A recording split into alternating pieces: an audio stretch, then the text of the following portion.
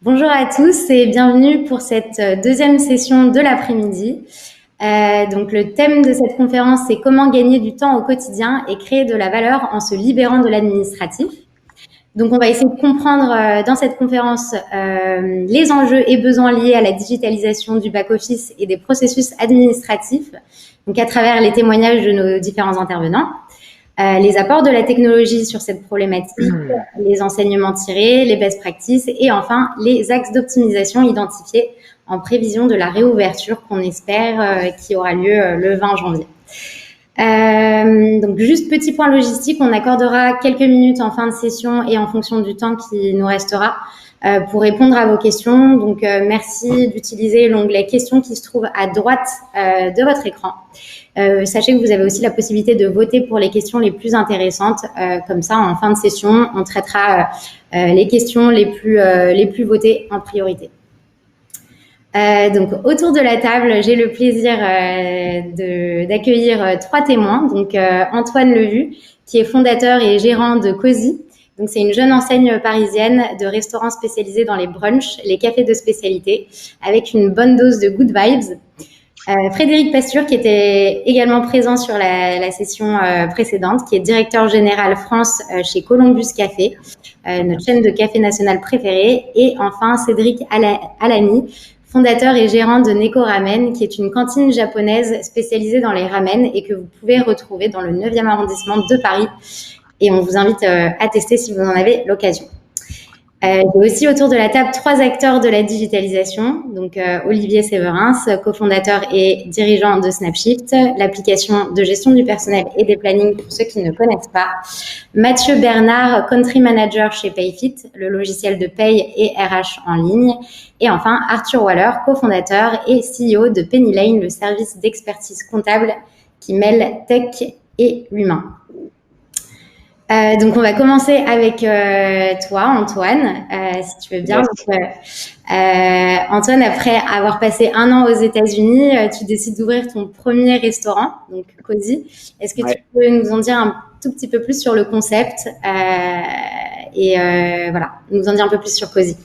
Oui, bien sûr, on a créé ça il y a un peu plus de 6 ans.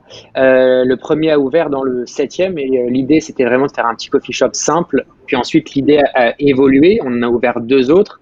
Et maintenant, c'est devenu le concept, c'est vraiment l'idée de se dire le brunch de qualité, c'est le week-end. Mais en réalité, non, ça peut être toute la semaine. Vous n'avez pas à faire 2 heures d'attente le week-end. Vous pouvez aussi venir profiter d'un super brunch en semaine. Et donc, le concept qu'on a développé, c'est ce concept de All Week Brunch, avec en effet beaucoup de feel good, de good vibes, de super café de spécialité, de smoothie. On a une grosse actualité en ce moment puisque on a fermé l'un de nos restaurants pour le refaire complètement. Alors ça faisait que 3 ans qu'on avait ouvert et on est un peu fou. Et on va le réouvrir l'année prochaine, à peu près, on espère le 20 janvier ou sinon un peu plus tard en fonction de ce que le gouvernement nous laissera faire. Et l'idée dans ce nouveau Cozy, c'est d'aller jusqu'au soir et d'ouvrir également le soir avec un bar à cocktail également et des assiettes à partager. Et ça devrait être très très cool. Donc voilà un petit peu pour le concept. Et en gros, on développe Cozy, en tout cas c'est comme ça qu'on forme notre staff, le concept Cozy autour de cette proposition de valeur de notre business model qui est 3 éléments. En fait, les gens viennent chez nous pour l'excellence des produits, ils restent chez nous pour la chaleur des lieux et ils reviennent pour la qualité du service. Et c'est ce cercle vertueux ce qu'on appelle l'expérience Cozy et on pense que c'est notamment pour ça que ça se passe pas trop mal pour nous jusqu'à présent. Trop cool. Merci beaucoup pour cette petite présentation. Donc, on a eu l'occasion d'échanger un petit peu avant la conférence. Donc, tu me disais que la question de la digitalisation pour vous, elle s'est jamais vraiment posée. Tu m'avais même dit que c'était, enfin, pour toi, aujourd'hui, c'est inimaginable de faire autrement. Est-ce que tu peux nous expliquer pourquoi? Oui, en fait, voilà, Cozy, c'est une jeune entreprise. je considère Cozy un peu comme une start-up parce qu'on a une forte croissance depuis ces années-là avec notre développement et on n'aurait jamais pu avoir cette croissance dans de bonnes conditions si on n'avait pas digitalisé dès le départ. Du coup, dès le départ, on a digitalisé la caisse. Donc, on n'a pas pris de caisse traditionnelle. Dès le départ, on a pris quelque chose qui était basé sur le cloud depuis des iPads. Mais au départ, on n'avait pas d'employés. Donc, on n'a pas eu besoin de digitaliser plus que la caisse, en tout cas au début.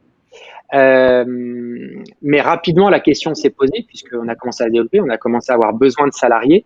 Et dès qu'on a commencé à avoir des salariés, on s'est rendu compte qu'il y avait en réalité deux aspects essentiels pour la digitalisation, qui sont un visible, notamment visible des salariés, et un autre pilier qui n'est lui pas visible, mais qui est très utile pour l'entreprise. Ce qui est visible, c'est tout ce qui va concerner en réalité le go-in pour les salariés, c'est-à-dire le planning, la prise des vacances, mais également la communication interne au sein de l'entreprise à travers de multiples façons, mais par exemple à travers un chat interne à l'entreprise. Mais ça va aussi au-delà, ça va sur comment se passe l'onboarding des salariés, la signature des contrats de travail, comment ça se passe pour la mise en place de la mutuelle pour les salariés jusqu'à relativement peu de temps. Tout ça, ça peut être extrêmement lourd pour le staff qui rentre. D'ailleurs, on le voit quand nos salariés rentrent chez nous, ils nous disent, on n'a jamais vu ça. Normalement, il fallait s'échanger plein de papiers. Nous, on est allé très loin dans la digitalisation, ce qui fait que les salariés, quand ils rentrent dans l'entreprise, ils n'ont pas touché à un stylo pour signer un contrat ou la mutuelle. Tout est entièrement digitalisé. Donc ça, c'est ce qui est visible pour les salariés. Après, il y a des choses qui sont invisibles, mais qui sont néanmoins essentielles. Je pense à la caisse. La caisse, ça sert à quoi au final? C'est pas que de savoir combien on a fait de chiffre d'affaires et quel TVA on a généré pour voir. Enfin, voilà, c'est pas que ça. C'est également la maîtrise de la data. Et évidemment, la data, c'est la connaissance c'est le pouvoir. Donc, grâce à des caisses digitales, on peut aller extrêmement loin, on peut être très pointu dans la compréhension de comment le chiffre d'affaires est généré, sur la marge sur les produits, sur qui vend le mieux, sur à quelle heure tel produit se vend le mieux. Enfin, c'est extrêmement intéressant et ça, les clients ne le voient pas, mais c'est très utile dans la création des produits, dans le mix du menu, quand on crée un nouveau menu, par exemple. Donc ça, c'est essentiel. Je pense aussi au respect du suivi des normes HACCP. C'est quelque chose qui est entièrement digitalisé chez nous. Et enfin, je pense aux commandes, tout ce qui est commande de matières premières. Voilà, jusqu'à un certain moment, on passait des appels chez Cozy pour commander des choses. Maintenant, ça n'existe plus. Tout est entièrement digitalisé. Nos fournisseurs, ils reçoivent un mail avec les commandes, et comme ça, on peut plus se cacher derrière une erreur humaine. On sait qui a fait la commande, on sait qui a réceptionné la commande chez notre fournisseur. On a une trace écrite. Et s'il y a des erreurs, on sait qui les a faites et du coup, on peut faire un suivi à ce niveau-là. Donc oui, la digitalisation, c'est extrêmement puissant pour une entreprise parce qu'elle va permettre de ne pas perdre de temps sur les tâches administratives. Vous imaginez bien que quand on a 30, 40 salariés, quand il y a des nouveaux salariés qui rentrent ou quand des salariés partent, si jamais on doit s'amuser à aller leur donner des papiers à tous pour les faire signer, voir le pass Navigo, récupérer les papiers du pass Navigo, récupérer les papiers de savoir si jamais ils ont une mutuelle avant et si jamais ils doivent en avoir maintenant, ça prendrait un temps fou. Là, maintenant, nos salariés peuvent le faire depuis leur canapé. Ils sont sur l'ordinateur, ils fournissent les documents et basta. Ensuite, on a juste à récupérer et à se consacrer sur l'essentiel, c'est-à-dire l'humain. En fait, pour moi, la digitalisation, c'est vraiment ça, c'est de pouvoir se concentrer sur non pas les tâches administratives, mais sur ce qui est le plus important, c'est-à-dire notamment dans notre industrie, une industrie d'hospitality, c'est-à-dire l'humain. Et c'est très important, enfin, et je finirai là-dessus par rapport à ce point-là, c'est très important, je pense, d'être pointu dans la digitalisation avec notre staff parce que ça leur envoie une image employeur qui est une image employeur de modernité. Ils se disent, OK, en l'occurrence Cozy, après, ça peut être pour d'autres entreprises qui font la même chose que nous, mais ils se disent, bon, ben ici, c'est une entreprise qui est moderne, c'est jeune, c'est carré, et ça renvoie une très bonne image. à l'opposé d'autres entreprises potentielles où ça peut être brouillon. Et quand la tête est brouillonne, faut pas s'attendre à ce que les salariés ne le soient pas. Donc voilà ce que je peux dire sur ça. Ok, bah, très intéressant. Donc, je retiens les 3 points. Le besoin de ne pas perdre du temps sur les tâches administratives, le besoin de renvoyer une image forte et jeune auprès de tes salariés. Et bien sûr de centraliser l'information, de pouvoir y accéder à tout moment et tracer le besoin de traçabilité pour pouvoir identifier facilement les problèmes, s'il y en a. Il y en a forcément. La question, c'est pas de savoir est-ce qu'il y a des problèmes. La question, c'est de savoir quelle solution peut-on y trouver. Ouais, tout à fait. Et alors pour toi, Frédéric, ça fait maintenant plus de 12 ans que tu travailles au sein du réseau Columbus Café. Donc aujourd'hui, c'est 25 ans d'existence et plus de 180 points de vente. Bravo. Est-ce que tu peux nous expliquer quel est ton rôle du coup au sein de l'enseigne aujourd'hui? Ouais, bravo aux équipes, hein. Moi, je suis pas pour pas grand-chose. Donc moi aujourd'hui, je suis directeur général France. En fait, je pilote l'activité de Columbus pour le réseau France. Donc c'est quasiment 200 magasins, c'est 100 franchisés pour nous, donc 100 chefs d'entreprise, 100 entrepreneurs qui font confiance à un moment donné à un franchiseur pour lui apporter du support, de l'accompagnement, des nouveaux outils, de l'innovation et du digital. Donc moi mon rôle c'est une partie avec l'équipe d'animation animer, apporter du support et de la dynamique à ses franchisés au quotidien. Et puis une autre casquette qui est plus côté franchiseur avec les services support, apporter du support justement à l'équipe d'animation avec les bons outils, les bonnes solutions, les bons produits, avoir toujours cette vision d'avance pour que le franchisé n'ait pas à se soucier. Pouvoir s'appuyer sur son franchiseur pour se dire il aura toujours les bons outils à m'apporter en fonction de mes problématiques. Ces outils seront toujours les plus performants, les plus innovants et me permettront d'aller plus loin et pas juste répondre à une problématique aujourd'hui et dans 6 mois il y a un nouveau truc qui sort, l'outil que m'a proposé le franchiseur il devient obsolète. Voilà un peu mon rôle aujourd'hui chez Columbus.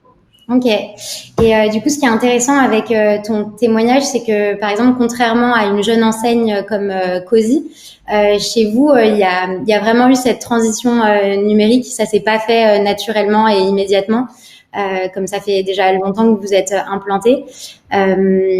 Et aujourd'hui, en fait, vous êtes équipé de nombreuses solutions digitales, donc vous vous êtes mis au goût du jour, on va dire. Est-ce que tu peux nous expliquer à quel moment l'apport et la nécessité de se digitaliser s'est fait sentir justement comme ça s'est pas fait immédiatement et que tu m'avais dit qu'il y avait quand même eu quelques réticences aussi au changement?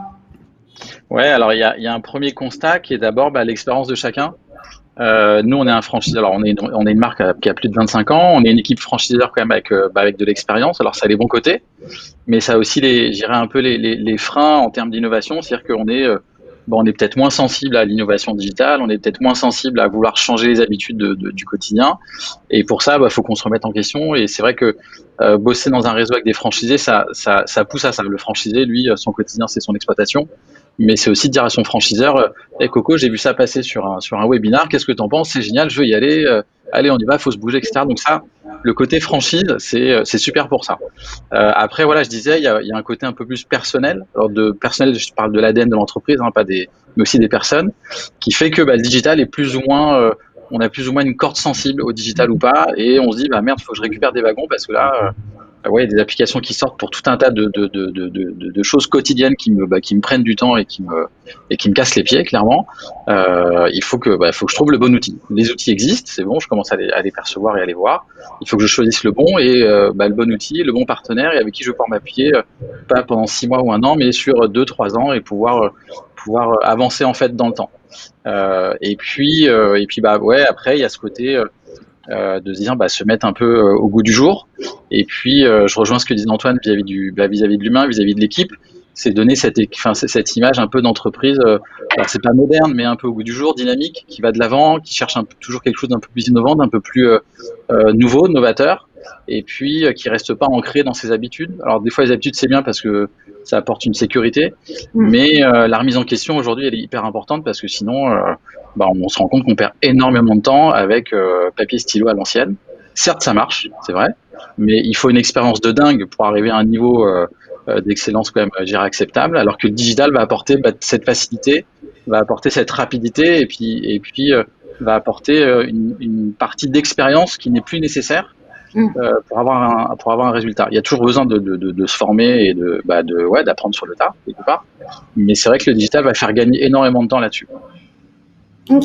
Bah, en plus, surtout qu'avec un groupe de votre taille, ça doit être d'autant plus important de pouvoir communiquer aussi facilement l'information à tout le réseau. Ouais, c'est clair. Enfin, je fais pas la pub, mais c'est vrai que c'est la réalité. Mais quand on a mis en place Snapshift, nous, sur le réseau, on sortait d'une expérience qui était les plannings papier stylo, et puis il fallait plusieurs mois aux franchisés, alors qu'on formait à faire des plannings, mais pour appréhender je dirais, toutes les particularités et tous les détails qu'il faut connaître et qu'il faut avoir pour faire des bons plannings. Et quand on a mis l'application en place, très rapidement, des franchisés qui intégraient le réseau avec des expériences très diverses, savaient faire des plannings au bout de quelques semaines, et des plannings qui étaient efficaces. Donc bien pour le client, bien pour l'équipe aussi, et puis bien pour son business, quoi. Donc c'est vrai que le digital permet ça, et nous, c'est important de trouver les bonnes solutions pour permettre aux franchisés de se concentrer dans son continuum, qui est son business, en fait, son client, son équipe, son chiffre d'affaires, et pas passer du temps derrière des tableurs Excel qui au bout d'un moment sont des fois démoralisants. Ok. Et Cédric, toi aussi, comme Antoine, c'est après une expatriation, alors pas aux États-Unis mais au Japon, que tu as découvert les ramen et ses secrets de fabrication. Du coup, à ton retour en France, tu décides de ramener un peu de Tokyo à Paris. Et c'est là que tu décides d'ouvrir ton premier restaurant, donc Neko Ramen. Est-ce que tu peux nous présenter brièvement le concept pour ceux qui connaissent pas? Oui, bien sûr. Alors, je pense qu'il y a beaucoup de gens qui connaissent pas pour l'instant. C'est assez simple, tu l'as très bien dit. En fait, moi, j'ai vécu à Tokyo et j'ai fait une école de cuisine là-bas, spécialisée dans les ramen, qui est censée être la meilleure du Japon. Donc, j'espère que je fais de bons ramen. Et je voulais en fait tout simplement rapporter l'expérience à Tokyo, c'est-à-dire manger une cuisine japonaise vraiment authentique, vraiment pas chère et vraiment très bon. Il y a de très très bons restaurants japonais à Paris, mais souvent ils coûtent un bras. Et à Tokyo, où vraiment, malheureusement, les appartements sont plutôt format boîte à chaussures. Donc, on fait pas la cuisine chez soi. Donc, tout le monde est dehors. Et les Japonais, ils adorent la nourriture. Ils adorent bien manger. C'est des malades pour ça. Et donc, du coup, il faut que ce soit pas cher. Et voilà. Et moi, mon truc, c'était de rapporter une expérience où les gens manger comme à Tokyo. Très bon, pas cher. Avec tous les codes du Japon. Top. Et donc aujourd'hui, c'est un établissement avec environ 40 collaborateurs, tu m'as dit. Déjà, ouais. Et donc, tu as l'ambition d'ouvrir d'autres établissements, bien sûr. Et ce qui est intéressant avec ton témoignage, pour le coup, c'est que toi, tu utilises les 3 solutions qui sont présentes aujourd'hui. Donc, Snapshift, Payfit et Penny Lane. J'ai que des choses bien à dire sur les 3, donc je suis mal. Super. Est-ce que tu peux nous expliquer du coup à quoi, pour que chacun se situe, pour ceux qui connaissent pas encore tous ces outils, tu peux nous expliquer à quoi te servent chacun de ces outils au quotidien, voilà, dans ta gestion. Bien sûr. Snapshift, planning de congé et congé maladie. Arrêt de travail, congé maladie. Ensuite, Payfit, c'est pour tout ce qui est paye. Et franchement, c'est fabuleux. Et Snapshift est fabuleux, Payfit est fabuleux, Pennyline est fabuleux. Franchement, tout est bien. Et Pennyline, c'est pour la compta au jour le jour. On a bien fait appel à toi aujourd'hui, alors. Ouais. Alors, Snapshift, moi, ce qui est un peu intéressant, c'est que, contrairement à d'autres, j'adore les tableaux Excel. J'ai une passion pour les tableaux Excel, c'est comme ça, et chacun ses maladies. Et donc, du coup, avant, j'avais un concurrent de Snapshift, et j'étais obligé quand même de passer sur un tableau Excel après.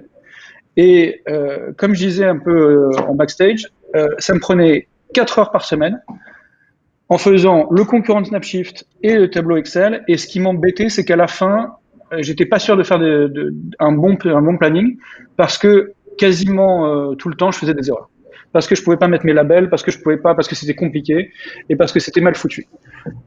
Donc à un moment, par coup de peau, ou bien non, en cherchant en fait, je suis tombé sur Snapshift et je ne plaisante pas. En une semaine, j'avais plus aucun problème. Et une semaine après, j'ai pu former 4 personnes chez moi, ce qui fait qu'en 2 semaines, j'ai pu ne plus faire les plannings. Ce qui est, moi, j'ai aucun problème à faire les plannings, à passer du temps, j'adore ça, mais y a pas de souci, puisque j'adore les tableaux Excel, donc c'est bon. Mais c'est juste que pour mes collaborateurs, ça veut dire qu'ils ont plus de responsabilités. Donc déjà, il n'y a pas d'erreurs qui seront faites. Donc eux, ils se retrouvent pas à venir ici pour rien.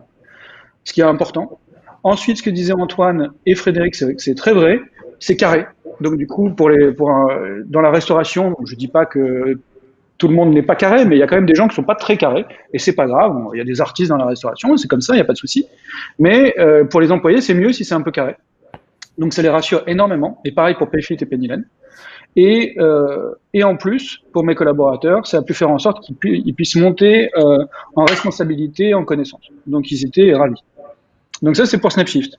Ensuite, Payfit, c'est tout simplement parce qu'avant, j'avais pareil, hein, j'avais un concurrent, mais un concurrent normal, on va dire pas technologique. J'avais un cabinet d'experts comptables qui est très connu sur la place de Paris, qui est très compétent, mais c'est juste qu'à chaque fois, il y avait un peu des délais dans les fiches de paye. Donc du coup, j'étais obligé de payer mes employés le 3 ou le 4, et moi, ça me va pas du tout.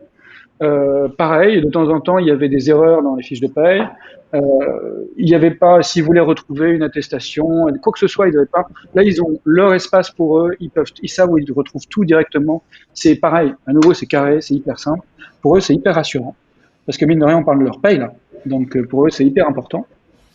Pour moi, de mon côté, je sais que c'est toujours mis à jour en permanence, etc. Donc, toutes les choses sont claires. Et enfin, donc, à nouveau, Payfit, ça m'a changé ma vie. Et j'ai plus aucun. Franchement, parfois, c'est même un plaisir. Je me dis, ah, tiens, c'est l'anniversaire de un tel. D'ailleurs, c'est l'anniversaire de un tel aujourd'hui. Aujourd'hui, il y a quelqu'un qui est le 16 décembre pour moi. Donc, je sais qu'aujourd'hui, je vais pouvoir lui fêter un joyeux anniversaire et le dire dans le chat de tout le monde, joyeux anniversaire. Et pour Pennylen, c'est la même chose. C'est-à-dire qu'à un moment, c'était mon cabinet d'expertise comptable qui me faisait ça. Ça mettait du temps. Moi, j'ai tout arrêté parce qu'à un moment, pendant 6 mois, ils m'ont pas fait ma TVA. Et parce qu'il manquait un papier, un machin, un truc. Pennylen, sans même que je m'en rende compte, tout était fait. Donc voilà, bravo à eux. Ce qu'on a oublié de présenter par rapport à toi, Cédric, c'est que en plus de gérer ton établissement et tes 40 salariés, tu es aussi surtout chef. Ah oui, oui. Tu as besoin d'avoir du temps pour faire ton cœur de métier, qui pour le coup n'est pas de faire de la gestion administrative, mais de cuisiner des bons ramen. Oui, oui, mais tu as entièrement raison. C'est-à-dire que moi j'ai 3 boulots, c'est pas compliqué. J'ai faire en sorte que les gens qui viennent chez moi passent un bon moment. J'ai fait en sorte que la cuisine japonaise soit la vraie cuisine japonaise soit le plus connue possible. Et j'ai fait en sorte que mes employés soient heureux. Donc du coup, mes employés sont heureux grâce à des formules, grâce à Snapshift, Payfit, Pennylen, ça y est, c'est fait. Donc du coup, je peux me concentrer sur les 2 autres, faire en sorte que mes clients, les gens qui viennent chez moi, soient contents, passent un bon moment, et sur les recettes japonaises.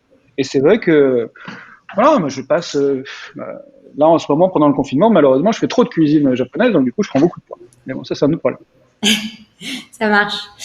Alors maintenant, je vais passer sur la partie les apports dont vous en avez parlé par rapport au gain de temps que ça représente, mais on va voir en dehors de ça ce que ça vous apporte au quotidien. Donc avec le recul que vous avez tous aujourd'hui par rapport à l'utilisation de ces différentes solutions, quels sont les apports que vous percevez de la digitalisation sur la partie gestion administrative? Donc je vais commencer par te poser la question à toi, Frédéric, si tu veux bien. Je crois que tu es en mute. Ouais. La partie administrative, c'est surtout du gain de temps.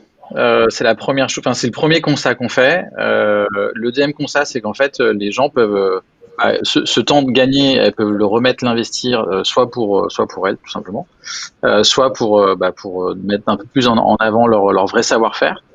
Ce qui est hyper important. Enfin, nous, on l'a vécu comme ça. C'est d'y aller progressivement. Alors, ça veut pas dire d'y aller comme un escargot, mais mettre en place une solution digitale, je sais pas, pour la paye. Alors, nous, on l'a pas parce qu'on passe par des cabinets experts comptables. Donc, du coup, on s'appuie plutôt sur leur solution digitale à eux. Mais c'est d'y aller progressivement et d'accompagner le changement. C'est hyper important parce que le digital, ça paraît enfin entre guillemets les commerciaux, ceux qui vendent les applications, ils le vendent hyper facilement et on a très envie de s'y jeter à 100%, mais ça demande quand même certaines étapes pour maîtriser en fait l'outil à 100% et pas s'y perdre, parce qu'on peut vite s'y perdre des fois parce que les outils vont hyper loin dans le détail et dans l'aide en fait. Donc il y a un vrai accompagnement du changement qui est nécessaire auprès des équipes ou auprès de la personne qui va utiliser, et puis même au sein de l'entreprise ou au sein du magasin, que chacun mette aussi un peu du sien pour que toutes les fonctionnalités soient utilisées et soient utiles à 100%. Mais ce côté administratif, il est, pour moi, il est aujourd'hui, c'est pas qu'il est vital, mais un entrepreneur en tout cas en restauration rapide, son boulot, c'est de faire tourner son restaurant ou son café et pas passer le quart ou la moitié de son temps sur les tâches administratives qui sont obligatoires, qui sont nécessaires. Il le faut, je les remets pas en question, mais qui lui prennent beaucoup de temps, beaucoup de valeur ajoutée en fait, qui peut pas mettre ailleurs avec ses équipes.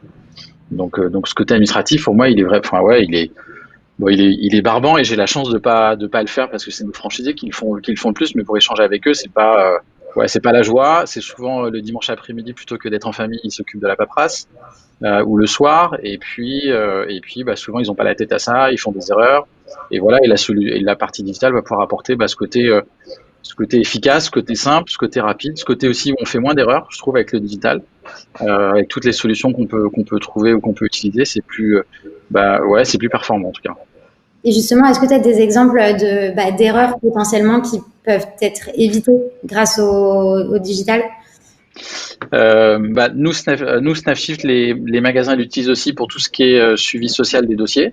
Donc voilà, quand un salarié rejoint l'équipe, avec l'application, ils vont s'assurer de ne pas oublier un document et de l'avoir à un endroit. Et puis en plus, il est à dispo de n'importe quand, de n'importe où et par n'importe qui a accès.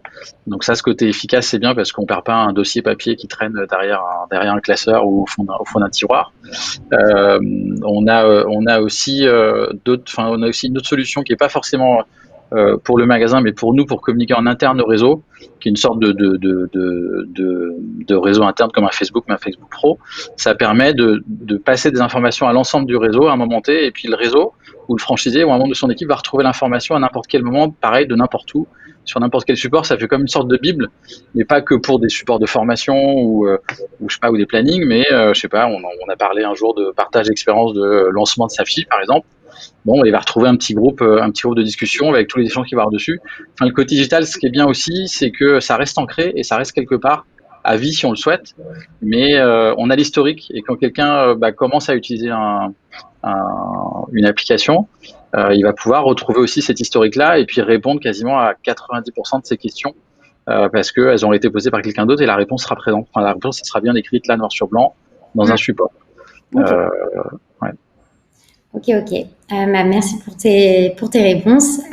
Antoine, toi, quels sont les apports que tu perçois de l'utilisation des différentes solutions digitales que tu utilises pour la gestion de ton back-office? Je pense que quand même Frédéric a énuméré beaucoup d'éléments et je partage tout ce qu'il disait. Donc je vais pas répéter non plus trop ce qu'il a déjà dit. Moi, je passe beaucoup de temps à essayer de me simplifier mon travail et à essayer d'automatiser le maximum de choses. Et je le fais pour moi, mais j'essaye aussi de le faire pour les salariés, pour l'équipe. Dès le départ, on a pris un parti pris qui est, contrairement à parfois dans la restauration où les plannings sont flottants, les salariés, on les prévient un peu, 3-5 jours à l'avance, les plannings peuvent évoluer d'une semaine à l'autre. Tout ça fait que c'est compliqué pour un salarié dans la restauration parfois de se projeter dans sa vie personnelle.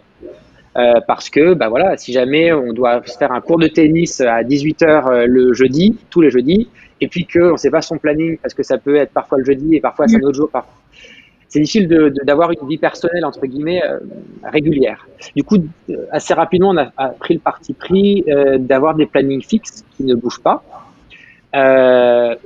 sauf exception ou exceptionnellement.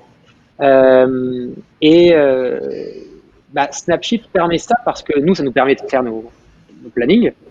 Et ça permet aux salariés de voir exactement quand ils travaillent et donc de pouvoir se projeter dans leur vie personnelle. Ils peuvent savoir quand ils ont envie que tel jour, ils peuvent aller prendre un verre avec leurs amis, aller faire un cours de yoga, ils peuvent aller au cinéma. Enfin voilà, ils peuvent vraiment se projeter aussi grâce à cela. Donc ça, c'est important pour nous. Après, comme disait Frédéric, dans la digitalisation, il y a aussi quelque chose, une trace écrite et qui reste, ce qui fait que ça permet également de demander des comptes. Ça, c'est très important pour nous, c'est-à-dire qu'on donne beaucoup de responsabilités à l'équipe, mais on demande des comptes. En anglais, on appelle ça accountability, et je pense que c'est extrêmement important. C'est oui, tu as des responsabilités, mais on va te demander des comptes. Et je pense que c'est très sain comme relation dans ce sens. Et la digitalisation permet cela. Tout à l'heure, je parlais par rapport aux commandes.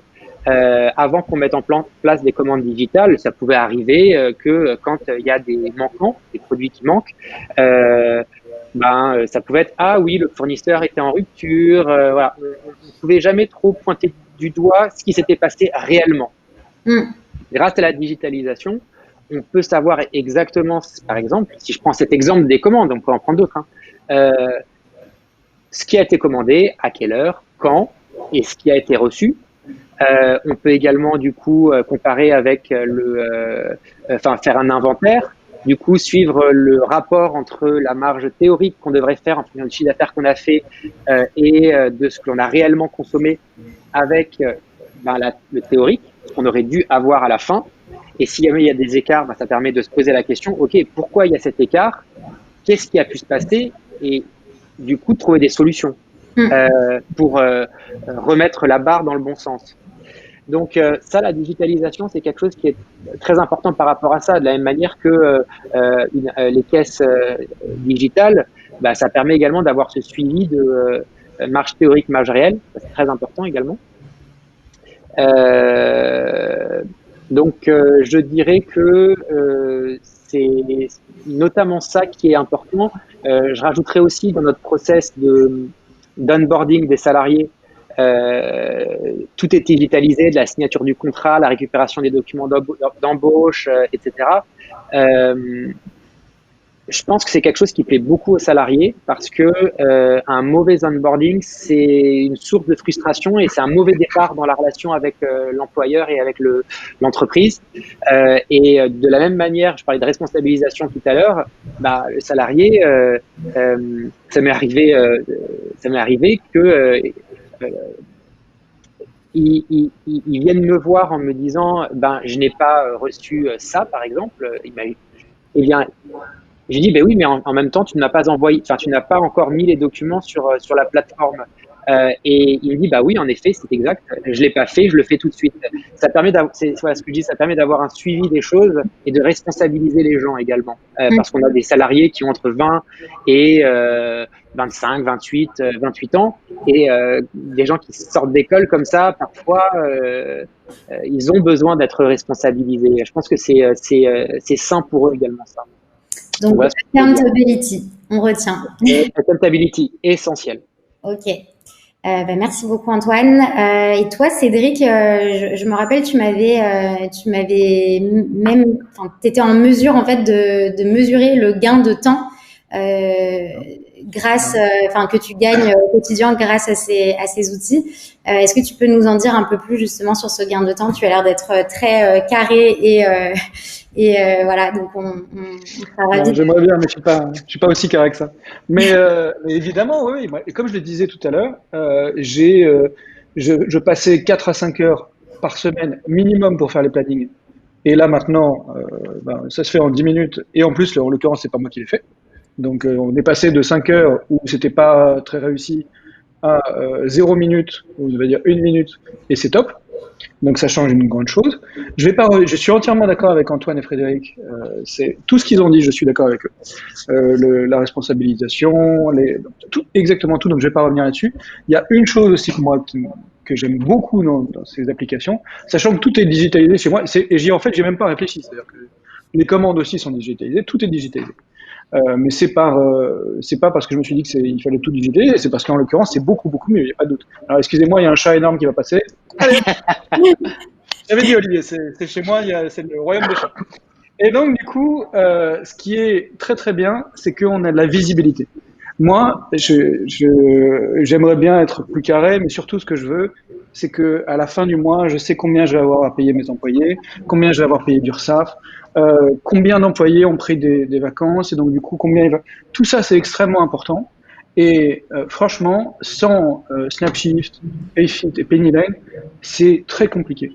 Parce que typiquement, on passe avec un cabinet d'expertise comptable, il n'y a pas un endroit où il n'y a pas un site web où il y a un cabinet d'expertise comptable qui va nous dire OK, à la fin du mois, vous avez payé tant d'URSSAF, et donc du coup, faites gaffe, il va falloir que vous ayez ça au moins, ou bien à la fin du mois, vous avez payé tant, ou bien si vous mettez une prime pour un tel, ça va vous coûter tant, etc., etc. Et moi, j'aime bien donner des primes à mes employés, même en période de Covid, parce qu'ils bossent bien, donc j'ai besoin de savoir combien ça coûte. Donc ça, c'est hyper pratique. Et pareil pour Snapshift, pareil pour Pennyline. Donc, visibilité. Pour le gain de temps, c'est évident. Payfit, ne serait-ce que pour mes employés, jamais, et pourtant vraiment c'était un super bon cabinet d'expertise comptable, jamais j'ai pu payer mes employés avant le 3 ou le 4 la dernière fois. Et pourtant, je leur donnais les fiches de paye 22, enfin toutes les heures sup, le 22 ou le 23. Donc voilà, c'est évident. Ils sont contents de recevoir leur paye à temps, j'imagine. Et en plus, ils savent que ça va tomber. Maintenant, c'est ça qui est bien. Antoine avait raison, c'est-à-dire que c'est carré. Ils savent que ça va tomber, ils se posent pas la question. Le premier au matin à 9h, ils ont leur fiche de paye. La question se pose pas. C'est un gain de confiance envers leur employeur, du coup, j'imagine. Bien sûr. Et pour moi, j'ai un moins de stress. Pardon, je t'ai coupé. Non, pas de souci. Cédric, attends, juste petite question. Cédric, tes périodes de paie, c'est du 20 au 20? Parce que tu disais que tu envoyais les heures sup le 22. Ah non, moi je le faisais le plus proche possible du premier pour que eux ils aient vraiment leurs heures sup réelles. Mais maintenant avec Pennyline, je le fais, avec Payfit, le 29 au soir ou entre le 29 et le 30, je mets toutes mes heures sup. En plus maintenant Snapshift et Payfit sont interconnectés parce que j'ai vu qu'il y a une question là-dessus. Donc du coup, ça me prend 5 minutes. J'appuie sur un bouton, tout va et comme ça mes employés ils sont payés à leur sup, à la vraie heure sup, quoi. Il n'y a pas genre une semaine où on est obligé de dire vous en faites pas, vous serez payé le mois prochain. C'est encore mieux. All right. Super intéressant. Maintenant, je vais laisser la parole aux acteurs du digital parce que je vois qu'ils sont en train de s'endormir. Donc, en tant qu'acteur de la digitalisation, est-ce que vous souhaitez apporter un complément d'information par rapport à tout ce qui s'est dit précédemment? On va peut-être commencer par Snapshift, si tu veux bien, Olivier. Je vois que tu as...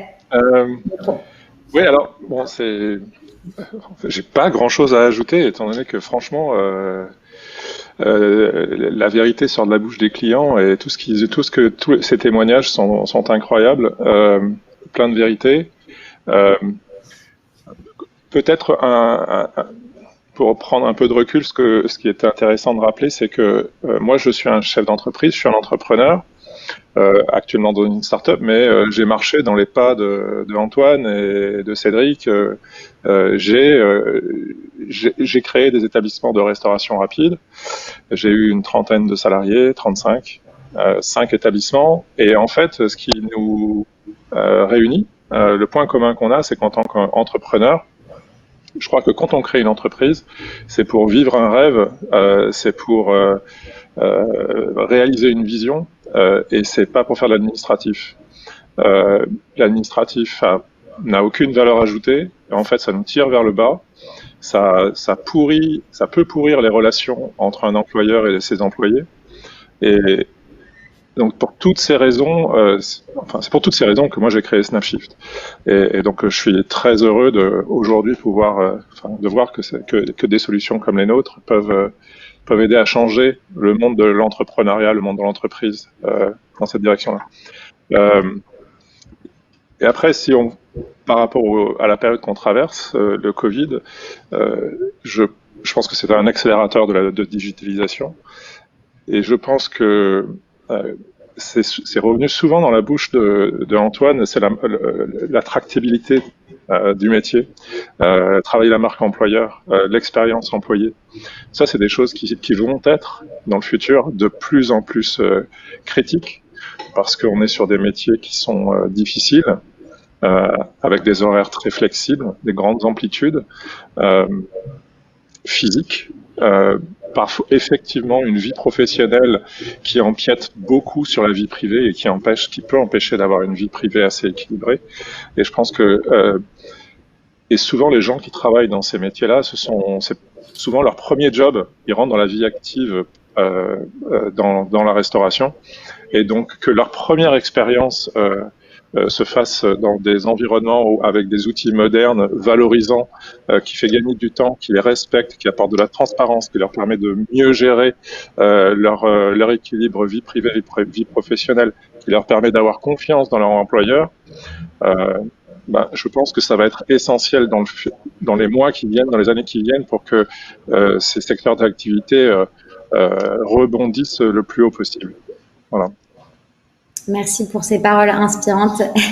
Et toi, Arthur, par rapport à la gestion de la comptabilité, est-ce que tu souhaites compléter certaines choses ou apporter ton point de vue? Ouais, moi c'est un peu comme Olivier. Alors j'ai pas bossé dans la restauration, mais j'ai eu une première boîte avant Penny Lane, et je me suis frotté effectivement à la gestion administrative, et c'était pas mon rêve ni la raison pour laquelle j'ai créé ma première boîte. Et je pense qu'on a en France la chance ou la malchance d'avoir une complexité administrative assez forte. Je cite toujours en exemple nos amis de Payfit, le coût d'une fiche de paye en France, on est à 20-25 euros par mois. Au Royaume-Uni, la fiche de paye elle coûte 1 euro par mois. La raison de cette différence, c'est la complexité qu'il y a à sortir la bonne fiche de paye, la bonne TVA, le bon bilan, etc. Et je pense que trop longtemps, tout ça, c'est resté quelque chose une pure contrainte, un coût pour les entreprises françaises, un cost of doing business. Et je pense que tout ce qu'on essaie de faire, tous ces acteurs là qui sont réunis aujourd'hui et au cours des Topping Days, c'est d'essayer d'en faire une force et de se dire toute cette contrainte administrative, c'est lourd, mais au moins faisons en sorte qu'on puisse s'en servir pour piloter son activité. Et donc, vu qu'il y a des contraintes lourdes, au moins la donnée, elle doit être là. Et faisons en sorte que cette donnée, elle puisse servir à piloter, à avoir de l'accountability, de la traçabilité. Nous, dans la compta, le but, c'est de dire, je dois faire de toute façon tous les mois ma TVA, et puis à la fin de l'année, mon bilan, mon compte des résultats. Je dois envoyer toutes mes factures, toutes mes transactions, c'est compliqué et tout, mais au moins faisons en sorte que la donnée qui en sort, je puisse m'en servir en temps réel pour piloter ma trésor, pour payer mes fournisseurs plus facilement, pour du coup prendre les bonnes décisions pour mon business. Et donc je pense qu'il faut vraiment voir les outils digitaux de gestion administrative, c'est ça dont on parle aujourd'hui, comme des outils de pilotage de plus en plus, qui deviennent des atouts. Antoine en parlait sur la marque employeur, et donc on transforme vraiment une contrainte en un atout, et donc c'est ça, je pense, qui est vraiment fort, et la volonté de nous tous, acteurs de la digitalisation autour de la table, quoi. Et je pense que quand on a nous-mêmes eu le pain point, ce qui est le cas quand on a nous-mêmes géré d'autres boîtes avant et qu'on a vu la complexité, on est tous en train d'essayer de construire l'outil qu'on aurait nous-mêmes rêvé d'avoir en tant qu'utilisateur, et que du coup, c'est d'autant mieux, quoi. C'est exactement ça. Du coup, Antoine ou Cédric auraient pu créer un Snapshift ou Penny Lane. Et toi, Mathieu, côté Payfit, donc parce que on voit que certains restaurateurs préfèrent passer par des experts comptables. Qu'est-ce qui fait la particularité de Payfit vis-à-vis de tout ça? Ouais, donc Payfit, nous, on essaie de proposer une solution de gestion de la paie qui soit automatisée. Et la particularité, c'est de dire que vous n'avez pas besoin d'être expert en paie pour générer votre paie. Donc on a codé Code Travail et les conventions collectives pour rendre cette expérience intuitive. Alors moi, je suis ni restaurateur ni créateur d'entreprise, donc je rentre pas dans ces catégories-là, mais en revanche, j'ai rejoint Payfit au début de l'aventure il y a un peu plus de 4 ans, et j'ai vu la boîte grandir et vu comment on a pu accompagner les PME, parce qu'on s'adresse essentiellement aux PME. Et je trouve que là, depuis quelques temps, on passe encore à un niveau supérieur, comme l'a évoqué Cédric. C'est la force pour moi de l'écosystème, et de se rendre compte qu'il y a en fait des solutions de planification, des solutions de paie, des solutions de comptabilité en les interconnectant, et on commence depuis cette année à vraiment travailler sur ces sujets-là, le gain il est exponentiel pour les utilisateurs. C'est qu'aujourd'hui en fait vous avez une expérience unifiée qui vous fait gagner énormément de temps. Et ça c'est quelque chose sur lequel je pense qu'il faut qu'on continue à se développer dans les mois, années à venir, parce qu'aujourd'hui chacun en développe notre expertise, aucun de nous ne pourra tout faire, et l'enjeu c'est comment est-ce qu'on est capable de répondre au mieux aux besoins du client, quoi. Souvent, ce qu'on voit d'ailleurs de manière plus générale, l'autre point que j'ai envie d'aborder, c'est que, et qui a été évoqué d'ailleurs par Frédéric, c'est que sur la partie digitalisation, quand on parle à nos prospects ou à nos clients, il y a toujours un peu de peur de prendre en main un outil alors qu'avant c'était quelqu'un qui le faisait pour soi, même si ça prenait un peu plus de temps.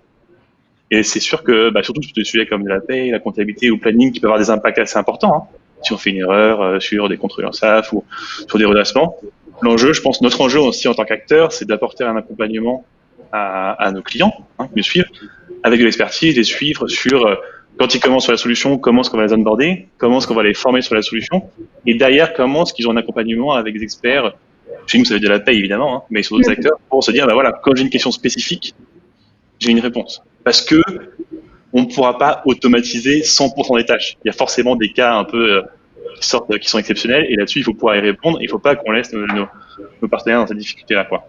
Et évidemment, après, il y a tous les points qui ont déjà été évoqués, mais je pense que sur ces deux points de travail commun et de collaboration entre acteurs pour nos clients, et ensuite apporter en plus cet accompagnement, c'est aussi, je pense, qu'il va pouvoir permettre d'accélérer cette digitalisation et de répondre le mieux aux besoins des clients, en tout cas.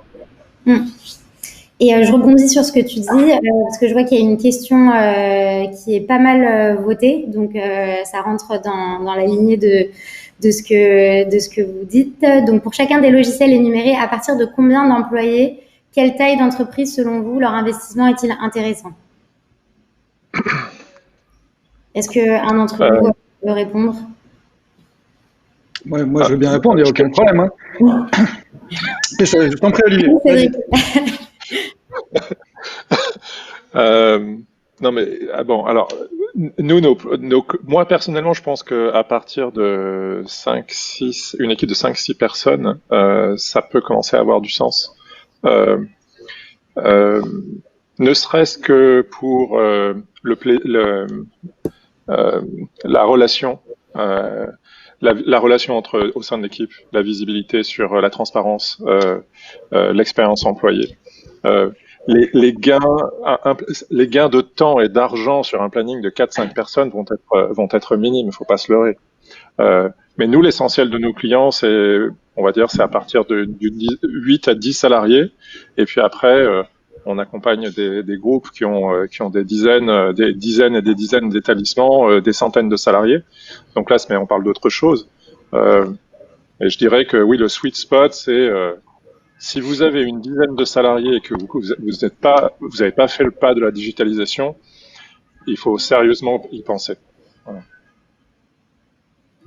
Ok. Et est-ce que ces solutions sont interconnectables? On y a en partie répondu, mais si on peut peut-être répondre. Excuse-moi, Lisa, mais juste par rapport à la précédente question. Ouais. Moi, je pense que la question de la rentabilité, en fait, c'est pas ça la bonne question. C'est plutôt l'argent qui est dépensé pour ces outils. On s'en fiche en fait que ça coûte moins cher de le faire soi-même. C'est pas ça qui est important pour 20 euros par mois pour 4 salariés ou 5 salariés, quelque chose comme ça. Ce qui est important, c'est de se dire le temps qu'on ne consacrera pas à faire manuellement les choses et qui pourrait prendre du temps de la bande passante intellectuelle, etc. Cédric, il est chef cuisinier. Ce temps-là, il peut le consacrer à créer des nouvelles recettes, par exemple. Et ça a beaucoup plus de valeur que de faire autre chose. Donc, je ne dirais pas que c'est quand c'est une petite en fait, que ce soit petite ou grande entreprise, ça vaut le coup en fait. Je suis d'accord.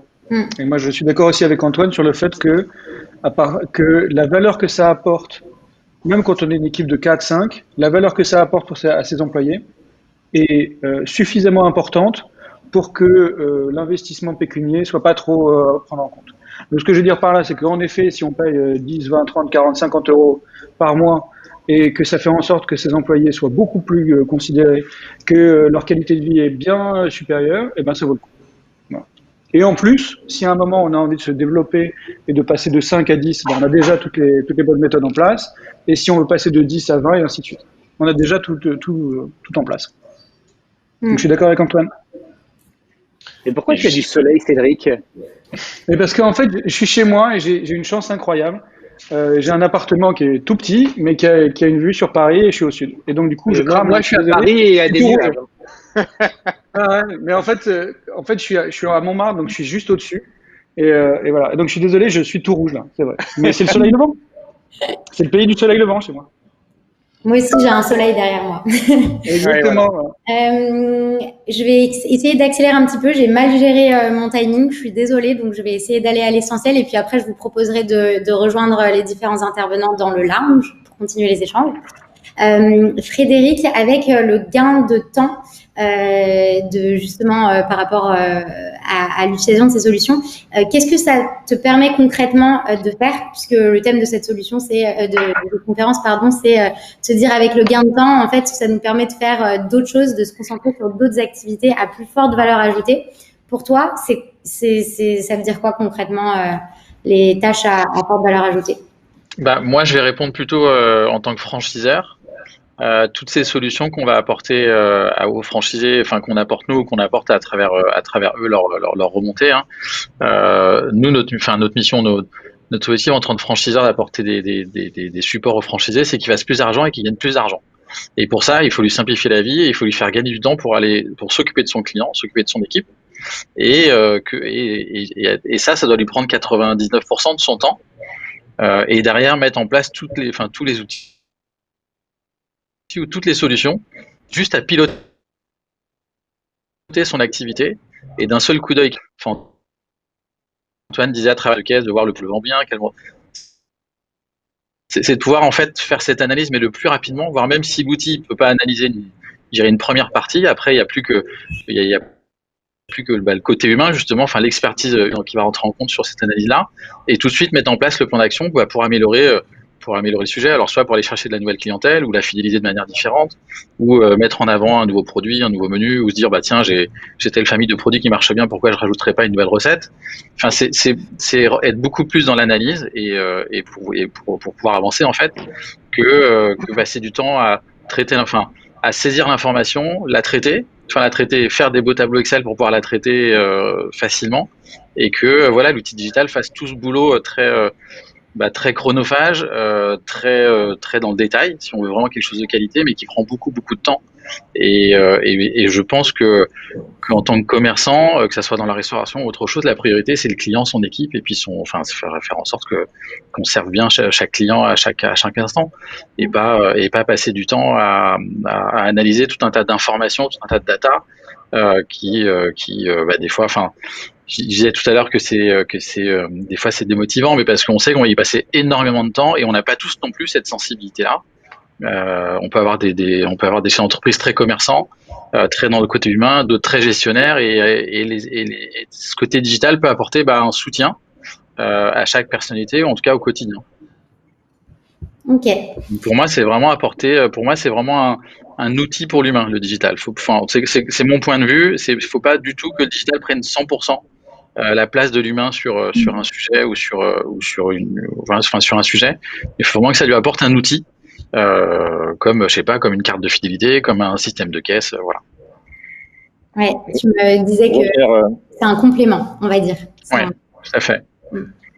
Pour revenir sur la question de la rentabilité, moi j'ai une expérience qui m'a traumatisé. C'est quand j'étais chef, quand j'avais un établissement, un jour j'ai oublié de faire la DPAE parce que entre le petit ordinateur pour faire le contrat de travail, la planification, récupérer les pièces, etc., l'administratif, je devais me le faire week-end, j'ai dû oublier, peu importe.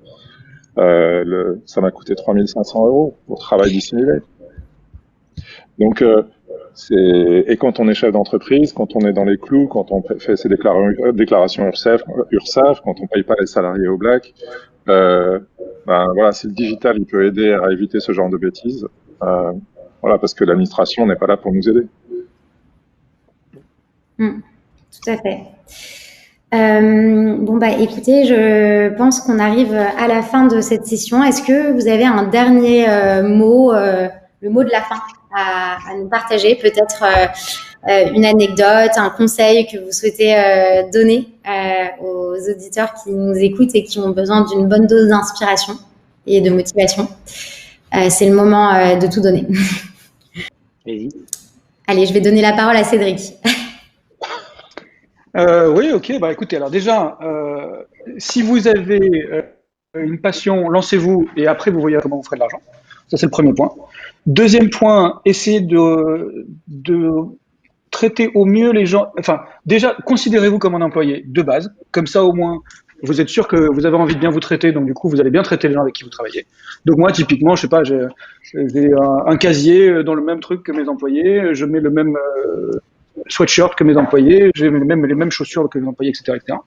Et ensuite, essayez d'être ouvert un maximum aux choses qui peuvent vous simplifier la vie, type Snapshift, Payfit, Pennyline, parce qu'en effet, ça peut vraiment vous simplifier la vie. Parce qu'en effet, très vite, moi je suis cuistot, hein, donc même si j'adore les tableaux Excel, c'est pour mettre des recettes de cuisine, c'est pas pour faire le reste. Donc très vite, ça peut vous changer, ça peut vous changer votre vie et dans le bon sens. Donc voilà, suivez votre passion, traitez très bien les gens avec qui vous travaillez et restez ouvert à toutes les choses qui peuvent vous aider. Les critiques des gens comme les outils digitaux. Voilà. Super, c'était parfait comme mot de la fin. Du coup, je vous propose qu'on se retrouve tous dans le lounge. Il y a un espace virtuel pour Payfit, Pennyline et Snapshift. Donc, vous pouvez venir poser vos questions par rapport à ces outils. Et puis, Cédric, Antoine et Frédéric, si vous avez un peu de temps, n'hésitez pas à rejoindre une de ces tables pour poursuivre les échanges. En tout cas, j'étais ravie d'animer cette session avec vous tous. C'était très intéressant. Merci bien. Et on se retrouve demain pour une autre conférence, toujours avec Payfit, Pennyline, Snapshift et Swile, qui nous rejoint demain pour une conférence pareil sur le planning, les RH et la compta. Et justement, quel processus on peut automatiser et digitaliser, toujours dans cet objectif de gain de temps, où on rentrera un peu plus dans le concret